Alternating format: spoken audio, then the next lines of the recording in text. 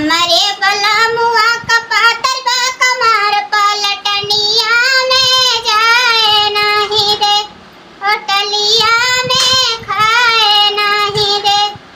हमारे बलमुआ का पातर कमर पलटनिया में जाए नहीं दे, होटलिया में खाए नहीं दे। हमके माने जान से ज्यादा का बताइए हो दादा, हमके माने जान से ज्यादा का बताइए हो दादा। हम हूँ बहुत उनके मानीला हो, हम हूँ बहुत उनके मानीला हो। कबहू उनका के रोई नहीं दे, पलटनिया में जाए नहीं दे, होटलिया में खाए नहीं दे। हमारे बलमुआ का पातर कमर पलटनिया में जाए नहीं दे, होटलिया में खाए नहीं दे।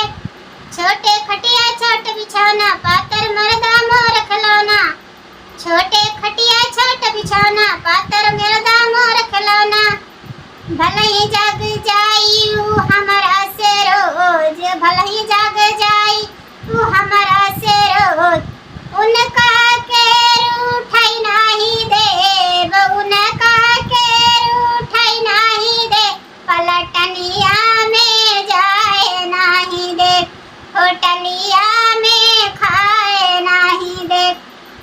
हमारे बलमुआ का पातर कमर पलटनिया में जाए नहीं दे, होटलिया में खाए नहीं दे।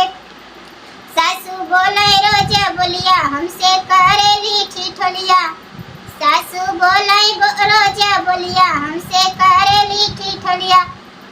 हमारा के रोज उता छेना खियावे, हमारा के रोज उता छेना खियावे।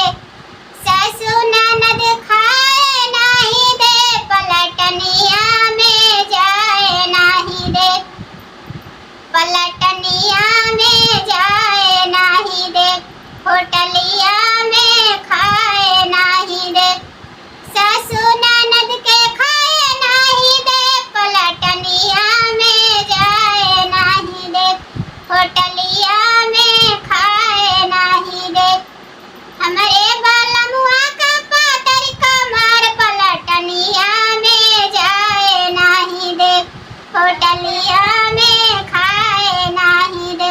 हेलो फ्रेंड, नमस्कार। हमारे यूट्यूब चैनल में आप सबका स्वागत है।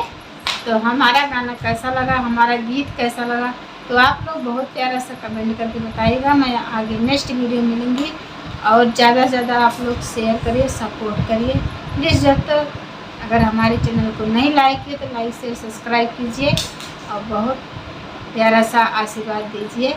मैं आगे नेक्स्ट वीडियो मिलूँगी।